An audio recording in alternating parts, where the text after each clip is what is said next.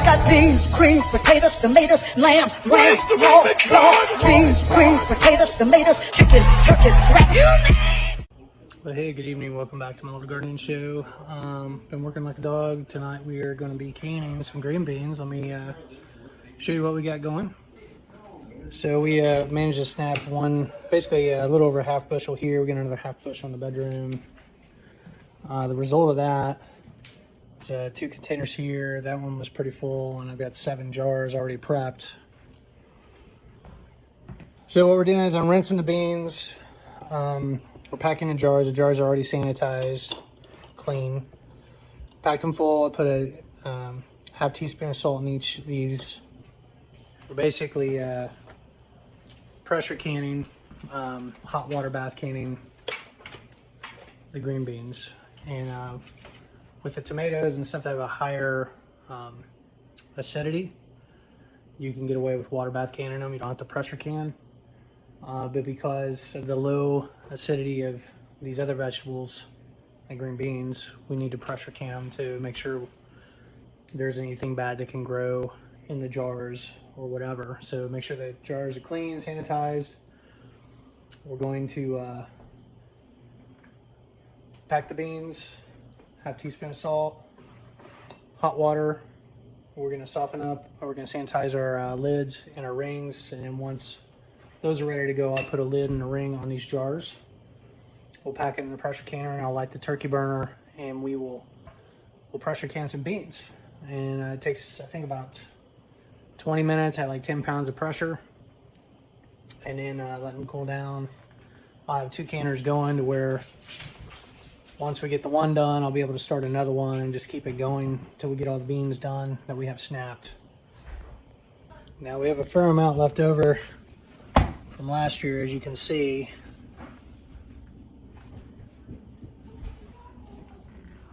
Probably about 30-40 jars. So it's not going to take much to replenish. Alright, since we got some beans packed, put a half teaspoon of salt. The next step is to fill the jars with water. So I put our little funnel there, fill them with water, and then you're supposed to take a stir stick to get the bubbles out, or you can just take the top if it's not too hot and just agitate it real good to get the air bubbles to come out, get everything to settle. Hey bud, you want to let the dog out? So then we're going to take our lids out of here. I'm going to put 2 lids on. Let's screw them down until it's firm, and just kind of give it a little firm twist. Once it stops, right, we'll get our 7 jars in there, and then we'll go to the next step.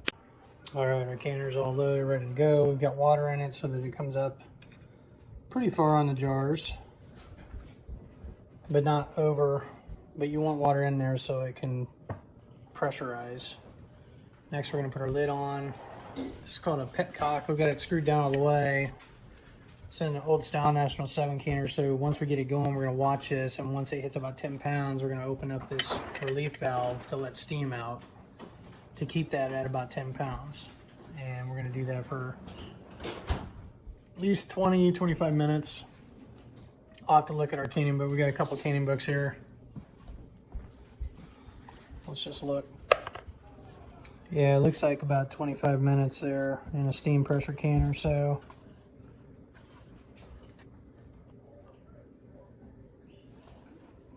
$25 minutes for quarts, 20 minutes for pints. So we're good to go. So for pressure canning, it's best if you can do it on a gas range. That's best. I like to do it outdoors on a turkey burner. Let me show you. So I've got this old turkey burner. It's basically hooked up to propane.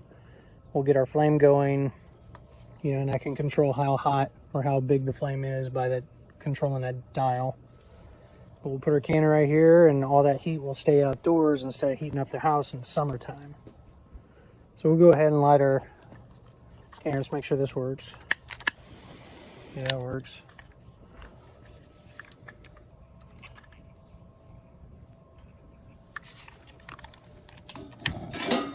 Didn't take long, did it? Now if you notice there, one side of the burner is burning really a lot of the gases going out there is not a lot coming out the other side, and that could be a problem, because what will happen is we'll get more heat going to one side of the canner, and it can cause the liquid to actually boil out of the jars before it seals. I mean, they'll still seal, but the idea is to get everything to can evenly, and that's not going to happen if that burner is running hot on one side. So I need to take a look at that burner real quick and see if I can clean that out, because there's obviously something obstructing that, probably rust. I just need to turn it upside down and bang it out. So I was able to take this thing apart and cleaned it a little bit. It's a little bit better, but ultimately I think I'm probably gonna have to replace it at some point. In the meantime, what I might do is just turn the canner periodically if I need to. But right now we got the canner on. We're gonna let it build up pressure. Once we get to the desired pressure, we're going to open up. They call this the petcock. And the way that is, we just open this up and it will let steam out to help regulate the pressure. So I just put our second canner on. I've got the weight. It's 10 pounds. We're just going to leave that on there.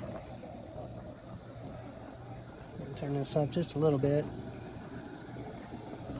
And again, I centered this a little bit because of how that flame is. I want the flame more hitting the middle instead of one side.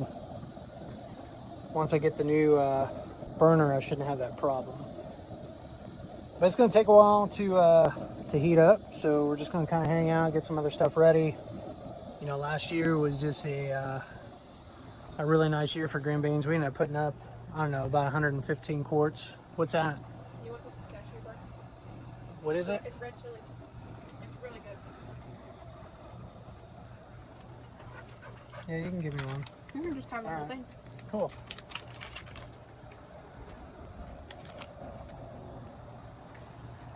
So anyway, we put up, I don't know, probably 115, 120 quarts of green beans altogether. We just inventoried everything. We got 68 quarts left from last year. Apparently we didn't eat enough green beans.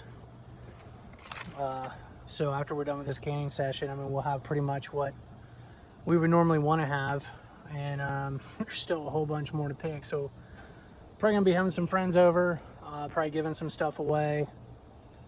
Might blanch, freeze a few more, but pretty much done with the green beans once we're done with this canning session tonight, and we can move on to tomatoes and some other things that we get going on. Now it looks like we got some resident bats. It's getting towards dusk here. The sun's going down.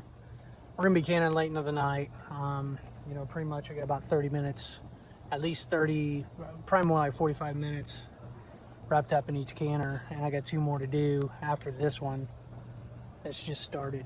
So we'll probably be canning until about 11 tonight, by the time it's all said and done, but it's all good. So we just finished packing jars, and we got my other canner. It's not going, it's jiggling. That's what we want it to do. We just started that. So I'm going to turn the gas down a little bit. And I'm going to timer about 25 minutes. Alright, we're down to our last 2 canners. I got one going out here, and I got the other one going inside to try to save a little time on this last batch. By the time it's all said and done, we'll have 28 quarts canned tonight, and another 4 quarts in Ziploc bags for fresh eating. The end result's something like this. It looks like all of my jars have sealed. They're still bubbling, but they've all sealed. We got 14 here and 7 here and 7 outside. And we've got 68 quarts here in this cupboard. So I think we're good on green beans. So I guess that's it for now. Until next time. Happy gardening. Bye. Greens, potatoes, tomatoes, lamb, long, beans, greens, potatoes, tomatoes, chicken, turkey, beans, greens, potatoes, tomatoes, lamb, long, beans, greens, potatoes, tomatoes, chicken, turkey, beans, greens, potatoes, tomatoes, beans, greens.